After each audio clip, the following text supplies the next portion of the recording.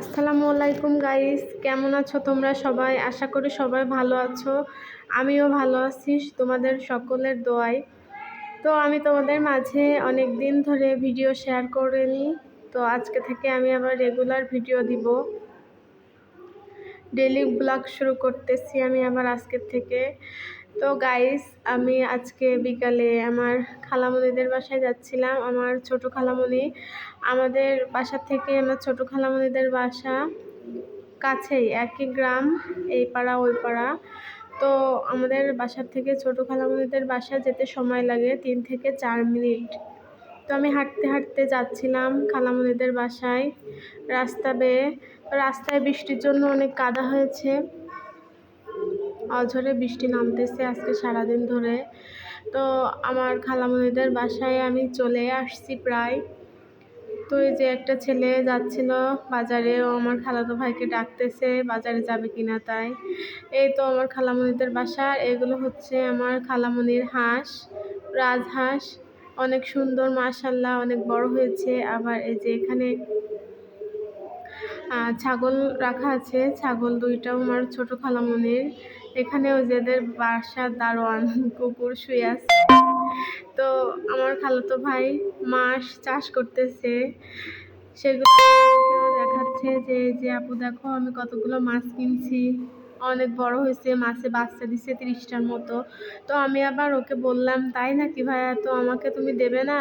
বললো হ্যাঁ আপু, দিব না কেন, অবশ্যই দিব। তা আমি বললাম তাহলে আমারও কিছু মাছ উঠাই দাও। আমার খালামণিও বলতেছিল যে তোর আপুকে কয়টা বড় দেখে মাছ দে। তো ও আমাকে ওখান থেকে ছাঁকনি দিয়ে ছেঁকে ছেঁকে কিছু মাছ উঠিয়ে দিচ্ছিল পলিথিনের ভিতরে। ওই যে অনেক সুন্দর করে ছাঁকনি দিয়ে ধরতেছে, মাশাআল্লাহ মাছগুলো দেখতে অনেক সুন্দর। তো আমি বললাম ভাইয়া মাছ দিলে কিন্তু আমার মাছের খাবারও দেওয়া লাগবে, কারণ আমার কাছে তো মাছের খাবার নেই। ও বললো আচ্ছা আপু দিব, কোনো সমস্যা নাই। তো আমি বলতেছি আমাকে একটা বড় মাছ দাও। ও বলছে না আমি তোমাকে বড় মাছ দিব না, ছোট মাছই দিব।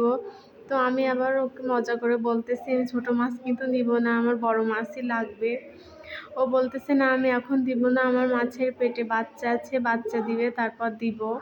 তো বললাম আচ্ছা ঠিক আছে দিও। তারপরে যে আমার ছোট বোন আগে থেকে আমার খালামণিদের বাসায় গেছিল, তো এই যে ওর হাতে মাছ আছে, মাছ নিয়ে আমরা বাসায় ফিরতেছি। ফেরার সময় ওদের গেটের কাছে আসছে দারোয়ানগুলা দাঁড়ায়, ওদের সবসময় ওদের গেটের ওইখানে ওদের বাসার উঠানে শুয়ে থাকে দারোয়ান কুকুর আর কি, পোষা কুকুর সবগুলাই। তো আবার আমরা রাস্তা বেয়ে বাসায় আসতেছি, অনেক কাদা রাস্তায়। রাস্তার দুই পাশ দিয়ে আছে পুকুর, বিভিন্ন ধরনের গাছপালা লাগানো। ও পড়ন্ত বিকেলে দেখতে বেশ মাশাআল্লাহ সুন্দরই লাগতেছে। এখানে আবার পুকুরের ধারে অনেকগুলো হাঁস, পাতি হাঁস, ওরা গোসল করে গা মুছতেছিল। আমি আবার সেগুলোরও একটু ভিডিও নিলাম। তো আমার ছোট বোনটা এই যে মাছ নিয়েও আমার আগে আগে হাঁটতেছে আর আমাকে প্রশ্ন করতেছে আপু এই মাছগুলো নিয়ে কোথায় রাখবে। আমি বলছি যে আমাদের তো অ্যাকোয়ারিয়াম নাই, তাহলে আমরা এখন আপাতত বালতিতে রাখবো।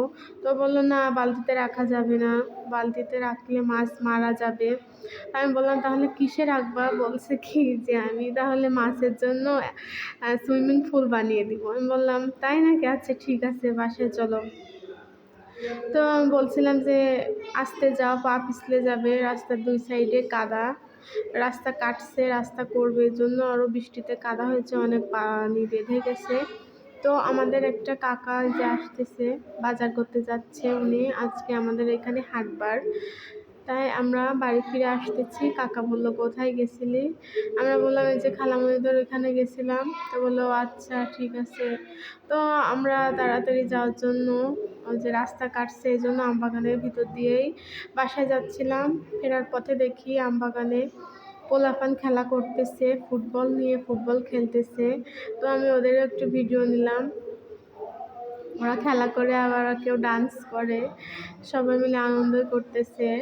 তো আমবাগানের ভিতর দিয়ে আমি বাসায় যাচ্ছি। এটা হচ্ছে আমাদের আমবাগান, সামনে এই যে আমরা আমবাগানে এসে নতুন বাড়ি করছি।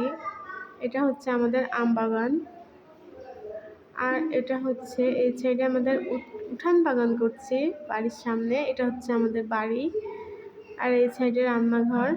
তো আমাদের বাড়িটা কেমন হয়েছে সবাই কমেন্ট করে জানিও কিন্তু। আজ